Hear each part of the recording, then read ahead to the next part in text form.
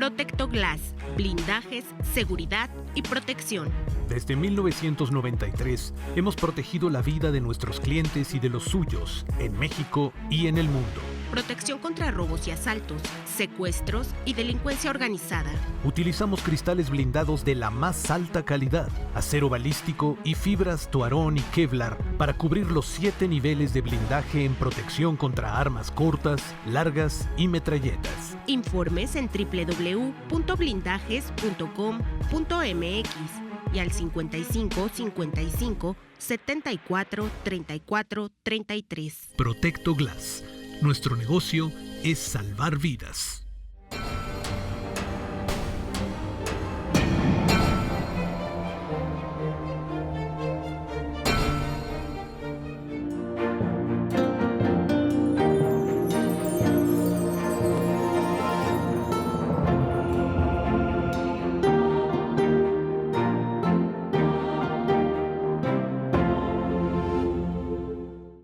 Ya estamos de regreso en este programa en el que estamos hablando de las herejías y los herejes y con una gran pregunta central: ¿puede el Papa ser hereje? Y estoy conversando con Fernando Villalón y con Jorge Luis Ortiz. Jorge Luis, filósofo, director de la Facultad de Filosofía de la Universidad Intercontinental, y Fernando Villalón, abogado y especialista en temas de la Iglesia, particularmente en la Edad Media. Fernando, pues qué valor de San Atanasio, de enfrentarse al emperador, de enfrentarse al Papa, por defender la verdad. Así es. De nuestra fe. Así es el gran, yo creo que es el gran defensor y es la gran enseñanza que nos deja San Atanasio, ¿sí? Que no importa que toda la iglesia caiga en errores, sino que hay uno que está defendiendo esta verdad. Puede ser o no el Papa, pero es por eso que la iglesia no se equivoca, por esa defensa de alguno que sigue en la verdad. ¿Tú crees que la Sagrada Congregación para la Doctrina de la Fe, su función precisamente es esta? Era ¿Es esta. ser el San Atanasio de hoy? Sí y no, porque está evidentemente para eso, pero no ha sido su función siempre. O sea, desde tiempo inmemorial siempre ha habido alguien, y es la enseñanza de este magisterio, de este gran padre de la iglesia, que nos enseña que no importa que todo el mundo esté equivocado. Inclusive el Papa le pide perdón porque la postura de Atanasio es la correcta. Y lo reintegra a su obispado. Habla bien del Papa Liberio. Habla bien del Papa cuando muere Constantino y ve toda esta situación, porque no era fácil navegar también con un emperador, que además era un emperador que estaba en las dos partes, en la parte de Roma y en la parte de Bizancio. Era muy poderoso. Oye, ¿qué no acaso la Sagrada Congregación para la Doctrina de la Fe antes tenía por nombre el Santo Oficio? El Santo Oficio, claro. El Santo Oficio de buscar la verdad. Claro. El Santo Oficio de defender la fe. Así es. ¿El Papa puede ser hereje, Fernando? A ver, ¿y qué sucede si vemos a un Papa que se equivoca? Y dices, y yo como bautizado tengo que seguirlo, porque no quiero ser cismático. Y si el Papa está diciendo esto, pues entonces me tengo que replegar. ¿Cómo resuelves eso? Pues ahí están los documentos y por eso el Concilio Vaticano I dará la solución cuando se habla ex cátedra, porque no es todo lo que el Papa habla. Si nos dice el Papa que hay que irle a tal o cual equipo, pues eso es una opinión. Si nos dice, oye, hay que comer pasta o no hay que comer pasta, es una opinión, pero no en fe y en costumbres, en buenas costumbres. Entonces, esto va siendo definido y está definido desde la tradición del magisterio hasta llegar al siglo XIX con el Concilio Vaticano I. Ya se me está antojando hacer un segundo programa. Claro. A ver, para hablar del Concilio Vaticano I, para hablar de este asunto, la cuestión ex cátedra. Claro. Y de la infalibilidad papal. Exactamente. ¿Lo hacemos? Sí, claro, con gusto. Danos tu conclusión, Fernando, porque luego tengo que conversar con Jorge Luis y ¿sabes qué? Presentar otra herejía, el monotelismo. que yo creo que es parte de la misma situación de Arrio, que lo verás. A ver. Lo veremos.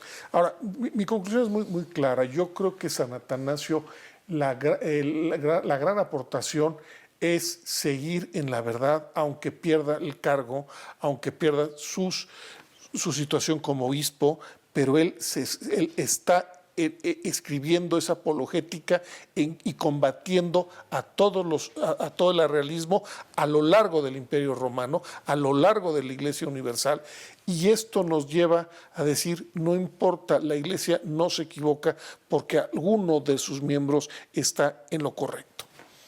Esa es tu conclusión. Esa es mi conclusión. La Iglesia no se equivoca. Así es. En cuestión de... Fe y costumbres. Ajá. Entonces hacemos el segundo programa, Fernando. Claro que sí. Vamos a conocer otra herejía, mire.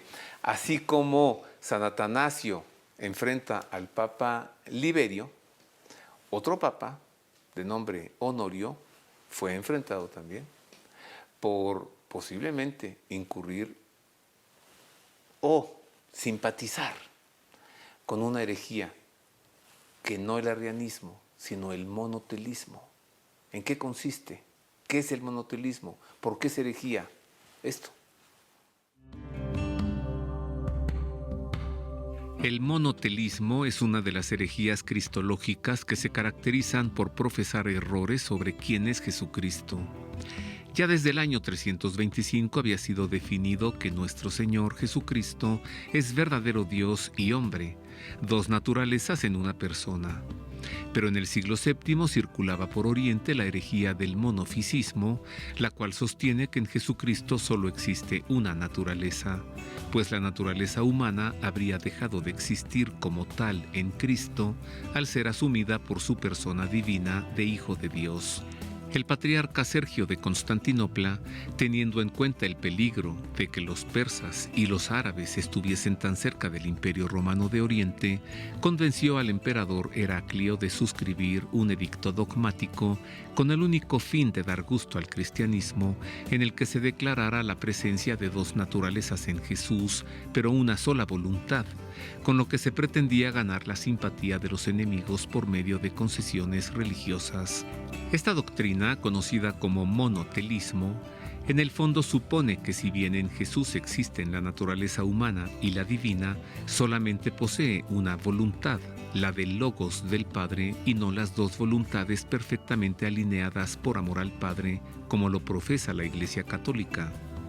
A pesar de los reclamos de Sofronio de Palestina y sus esfuerzos por hacer notar los peligros de profesar el monotelismo, el Papa Honorio I decretó primero una carta sinodal y después una ectéquesis a Sergio y a otros patriarcas orientales, en las que desestimaba las objeciones de Sofronio y las declaraba como un intento peligroso de sembrar división en la Iglesia.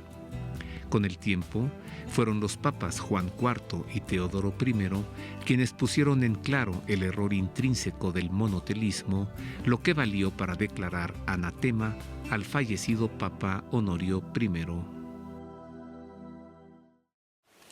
Entonces, en el monotelismo, ahora sigo conversando con Jorge Luis, el Papa como que no se quiere poner muy firme, como que dice esto no es tanto herejía, y entonces podemos decir que el Papa está avalando una Honorio. herejía, sí.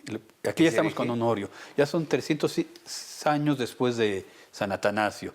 El monotelismo surge en el 600 y hay un problema interesante. Ya creemos que es una misma persona, verdadero Dios y verdadero hombre, pero entonces ¿quién domina? O la voluntad de Dios o la voluntad del hombre. Y entonces el monotelismo está diciendo, bueno, sí es hombre, pero lo está dominando la voluntad del Verbo eterno.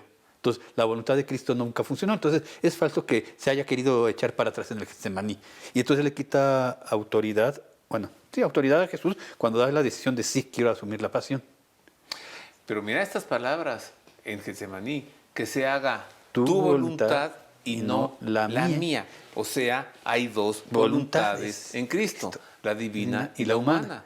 Decir que solo hay una voluntad es herejía. Es herejía. Y monotelismo. Sí, entonces un monje Sofronio se pone en contra de esto. Su obispo Sergio de Jerusalén dice no, así se queda, por cuestiones, aquí ya viene el problema político. Ya están los árabes y están los persas muy pegados. Entonces, más vale que le demos cierta concesión a la creencia de ellos, que es solo existe Dios y lo demás está abajo de Dios, y para medio soportar la invasión árabe y persa. Entonces, cuando llevan el caso a Honorio, Honorio no ve la gravedad de la cuestión teológica, se queda mirando la cuestión pastoral de, y si digo que no, van a arrasar estas ciudades. Y entonces prefiere decir, Sergio tiene razón y no Sofronio. De hecho, hay un texto muy claro en donde el Papa dice, y las obras del monje Sofronio deberían ser catalogadas como el ejemplo más claro de quien quiere permanecer en el mal. De quien quiere permanecer en el mal. Sí. Porque está causando división. Él está viendo más la cuestión política que la cuestión dogmática. Esto hizo que al pobre Papa Honorio le fuera como en feria después, porque sus sucesores lo declararon un anatema, lo cual ya es el máximo grado de castigo que tiene la Iglesia. Oye, ya quedé con Fernando de hacer un segundo programa. Ay, qué padre. ¿Te sumas tú? Yo le entro también. Sí, claro que sí. Para ver si el Papa puede ser hereje o no, si el Papa es infalible o no. O como dijo Fernando, la Iglesia nunca se equivoca. Sí. ¿Le entras al segundo Yo tema? sí le entro, sí, claro. Bueno, claro. oye, ya tenemos muy poco tiempo. Los castigos, porque, o bueno, las correcciones, Correcciones. No todo es la hoguera. Sí, no. De hecho, la hoguera fue hasta un fenómeno relativamente cercano a nosotros. Al principio era el sínodo, el concilio, que te hacían ver que estás equivocándote. Si al sínodo y al concilio no le haces caso, entonces puede venir la excomunión. Y la excomunión es un castigo como maternal. A ver, te sales de aquí y no vuelves a comer con nosotros hasta que pienses en lo que has hecho. Ajá. Pero el peor castigo, que digo que fue lo que le decretaron al Papa Honorio, fue el anatema. Y el anatema es asegurar la condenación. O sea, el excomulgado todavía puede arrepentirse. El anatema ya no. Ajá. El anatematizado no tiene derecho al arrepentimiento.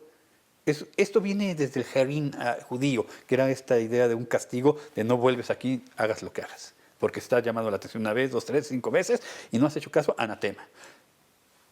Con el paso del tiempo hemos perdido estas nociones, pero era lo que vivía ahí.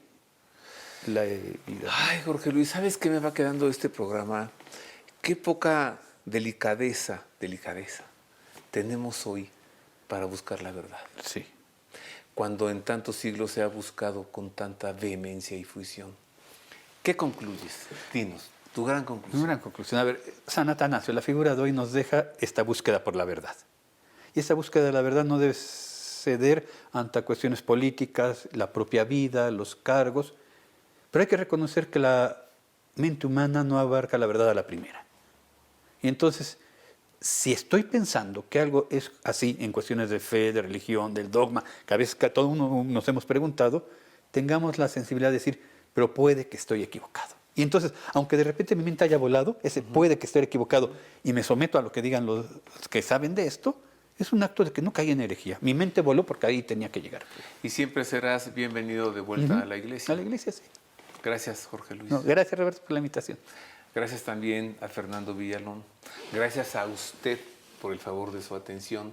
Yo quiero terminar con una breve conclusión también, si me lo permite, de un servidor, en unos segundos. Aquel que nació y fue bautizado en el seno de la iglesia y que luego deja la iglesia y se va a una secta, incurre no en una, en varias herejías, pero además en cisma y en apostasía. Y esto no es una cosa menor. Piénseselo usted muy bien. Y le espero la próxima semana, ya que nos picamos en este tema para profundizar. ¿El Papa puede ser hereje? ¿Es infalible el Papa? ¿Hasta dónde llega el dogma de la infalibilidad papal? ¿Qué cosa es la cuestión ex cátedra? Y además, ¿la Iglesia puede equivocarse o no? Nos vemos la próxima semana. Gracias.